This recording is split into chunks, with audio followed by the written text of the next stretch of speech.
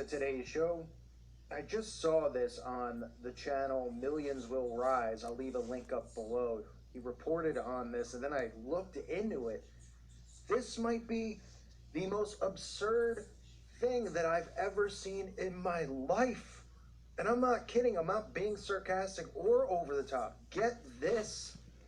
A Texas city is requiring victims from Hurricane Harvey to pledge to Israel if they want to get financial relief. I kid you not. A Texas city has required residents who are seeking government disaster relief funds in the wake of Hurricane Harvey to pledge not to boycott Israel. Huh? I mean, what does that have to do with anything? It amazes me still how sound asleep people are, especially Christians with Israel. How many people message me about it saying, I've got to correct myself with Israel because they can't seem to understand that it's Rothschild-owned Israel. It's their Israel. It's the synagogue of Satan's Israel now.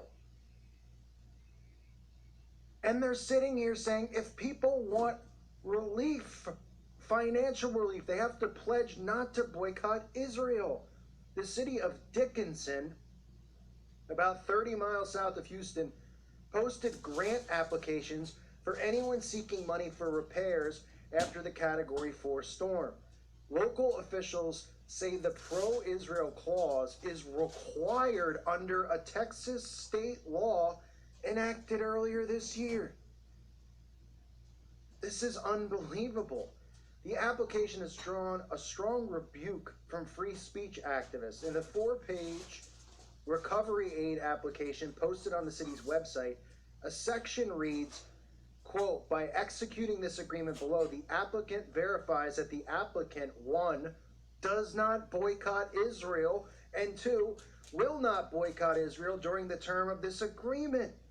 The provision stems from a law barring the state from entering a contract with any business unless it does not boycott Israel.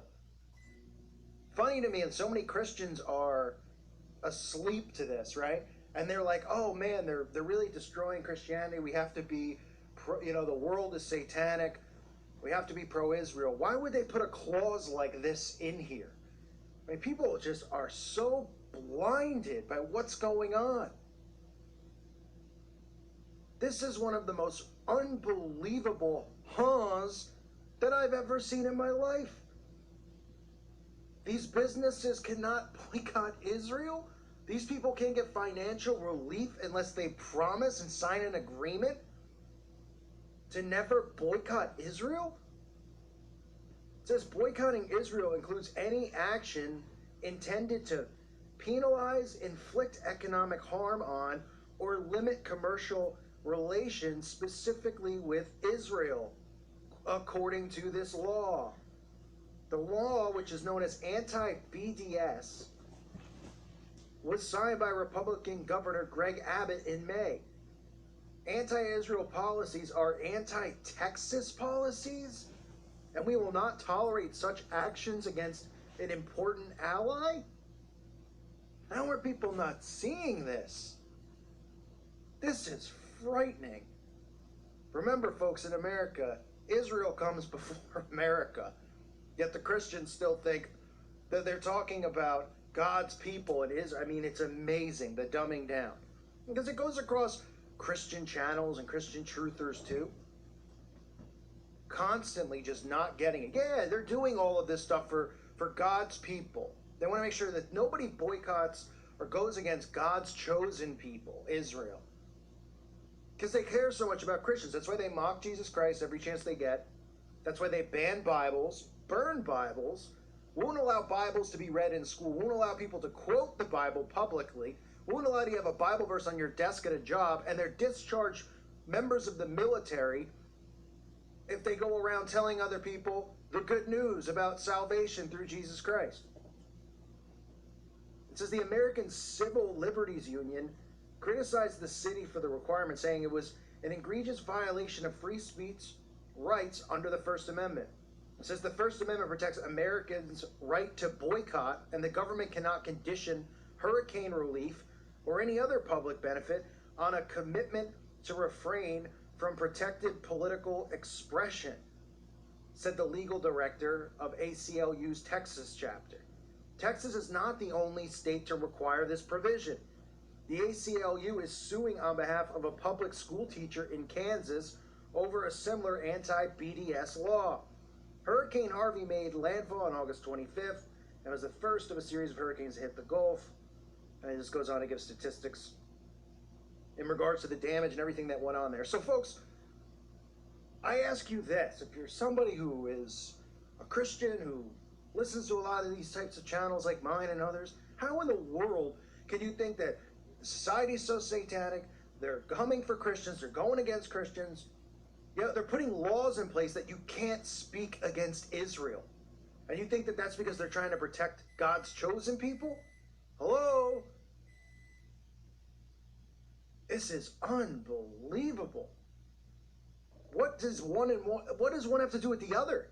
So these people who, pretty much were victimized by weaponized weather from their own government, the government saying, well, we'll throw you a bone, we won't fix your house completely, we'll give you some government funding, only, here's the dangling carrot, only if you support Israel. What? Huh? What does that have to do with anything? Right? Shouldn't people just be going, what does that have to do with anything? I mean, look at my channel. I can't talk about any of this stuff. It's hate speech. I'm not even saying anything bad. Right? I'm not saying anything hateful, anything discriminatory. I'm just pointing out my views in the nicest way I possibly can about what I believe is going on there. And the videos get flagged and taken down, even for mentioning the word. That's how insane this is. That's how big they want this covered up. You can talk about all sorts of stuff. You can talk about any religion, anyone. You can make fun of God. You can make fun of Jesus. All these people do all that stuff. But if you question nothing anti-Semitic, nothing hateful, not even talking about the Holocaust or any of that stuff, just talking about and saying the name Israel and showing that we have a country here who puts Israel's interests first, just like the whole world puts Israel's interests first. And guess what? It's not because they care so much about God's chosen people. It's not because they care about Jesus. Okay? This is part of the New World Order plan. And you can see right there a clear violation of one's right to free speech, to protest, right? How many things have I gotten blocked talking about, speaking against it? They can go out and protest whatever they want. They protest, they create these fake race war protests, right? Ask a question about any of this stuff, and you're in violation of being a bigot. No matter what, no matter if the question is even nice, even if you're on the other team's side, if you're working for the New World Order, they don't want to hear the word ushered unless it's something massively supportive. Any question at all, and you're done. So this is just people who go through, their own government creating weaponized weather on them. And this is the loophole in the contract to get government aid. And nobody's raising their eyebrows going, what? How are they even connected? What does one have to do with the other? Right? What did you think? Well, where's this money? Is this money coming from people's tax money?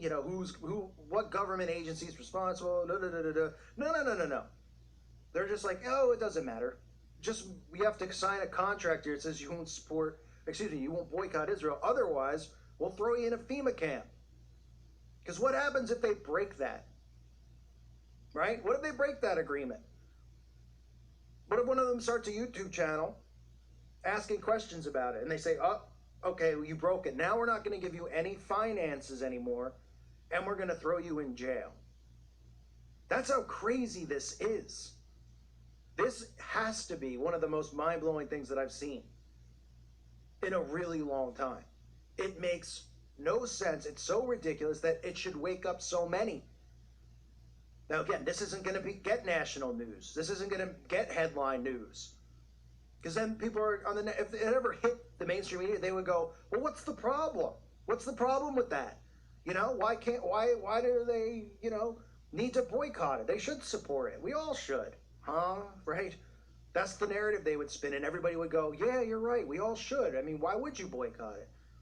Because you can't have an opinion that's negative against Israel. And again, it's not because they care about God's chosen people. They don't care about us. They don't care about Jesus. They don't care. They hate us. They detest us. This is all part of the psyop. So remember, folks, if you get in a hurricane and your house gets destroyed, maybe a blizzard, tsunami, you name it, you'll get small funding from the government. In return, you can never go against Israel. How about that? And they think we're all crazy. They call us anti-Semitic. Well, why are you forcing that on people then?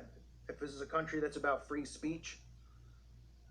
Pretty crazy stuff. I thank you for listening to today's show. God bless all of you and your families.